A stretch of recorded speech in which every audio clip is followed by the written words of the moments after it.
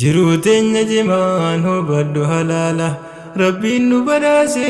alhamdulillahi summa alhamdulillah jimaan jara baala nutti dalluu gaala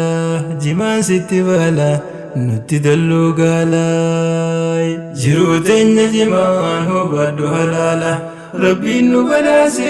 alhamdulillahi summa alhamdulillah jimaan jara baala nutti dalluu gaala jimaan sitti baala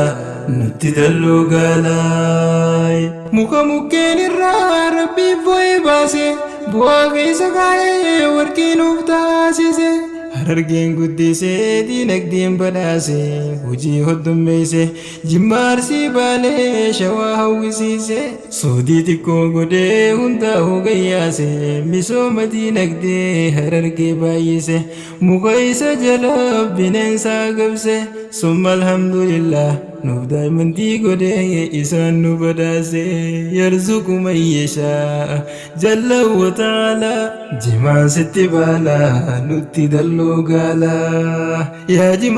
jimaa muka mukkeen caalu bu'aatii nuuf qabdu eenyu wallaalu muka alanfannaan qalbiin nu taleelu haaliqa isaatirraa duraan duyte galus rabbi yaadachiisa qablaaniif wallaalu muka dooyni qaamuu sajjummaa dabaluuf halluu inni yoo nyaates jeenuumee utaalu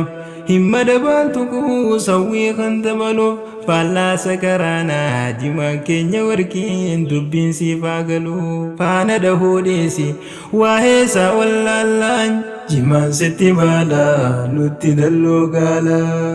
jimaan isa nyaannaan gaarii si yaachisa kan duraan wallolees walitti araarsa gaarii isa godheetii qalbii isaa laaffisa hamtuu yoo niyyatee sirratti sheneysa gara hamtuu yoomii kaasee isa bubbaasa jimaan sakaraansee yoomiif wallaachisa firra fincaasise yoom firra udaansisa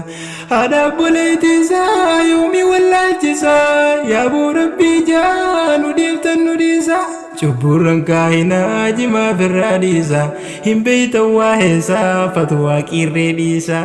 maaliif gootan qoosa teeysanii halaala jimaan sitti baala nutti dalluu gaala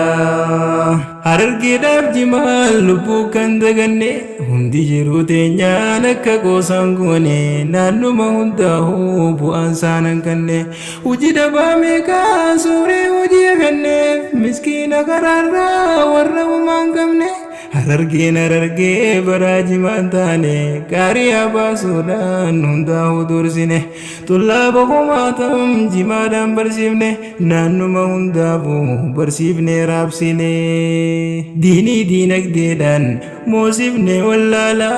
jimaan sitti baala nutti dalluu gaala jiruute